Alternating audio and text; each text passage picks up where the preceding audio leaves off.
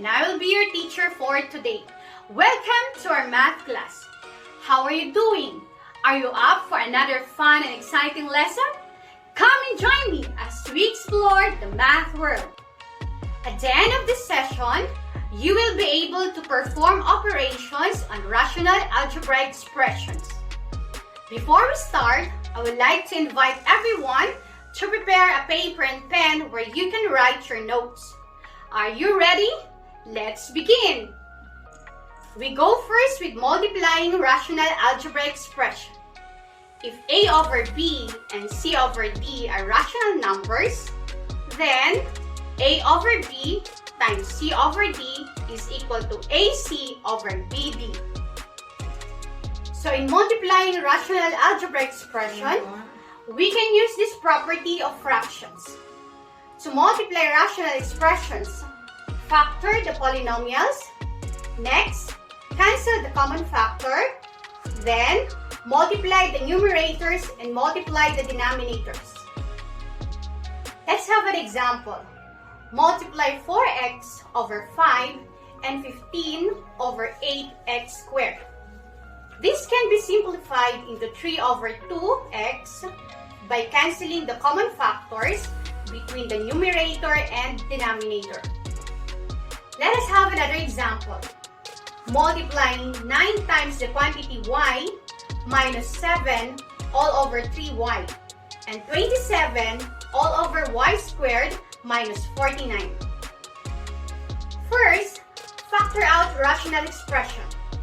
Cancel the common factors, then simplify. The answer is 81 over y squared plus 7. Let us now move on with dividing rational algebraic expression.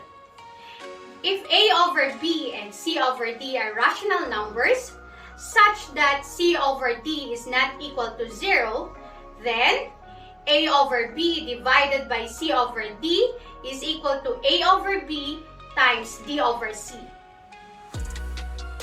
In dividing rational expression, we can use this property of fraction. To divide rational expressions, factor the polynomials, then multiply by the reciprocal of the divisor.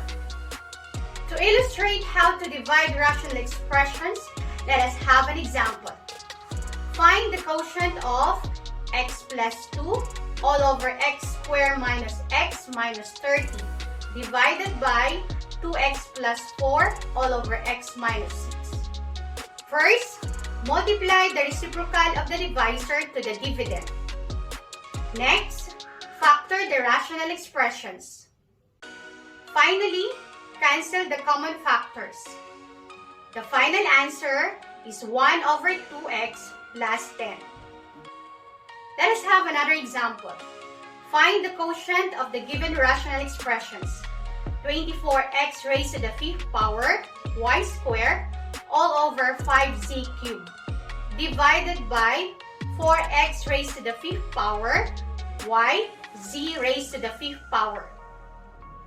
First, multiply the reciprocal of the divisor to the dividend, which is 24x raised to the 5th power y squared all over 5z cubed times 1 over 4x raised to the 5th power y z raised to the 5th power.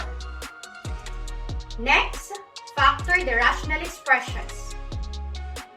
Finally, cancel the common factors. The final answer is 6y over 5z raised to 8. To summarize, in multiplying and dividing rational algebraic expressions, we will use the following properties. In multiplication, we have a over b times c over d is equal to ac over bd. And for division, a over b divided by c over d is equal to a over b times d over c, such that c over d is not equal to 0. Take note, after performing the operations, we need to simplify the resulting rational algebraic expressions if necessary. I hope you have learned a lot today. To test if you have understood the lesson, let's have a short activity. Grade 8 learners, are you ready? Using the properties of multiplying and dividing rational expressions, do the following exercises. You can answer this activity through this link. There you go. This has been Ma'am Christine. Thank you for joining me in this lesson. See you again in our next class. Bye!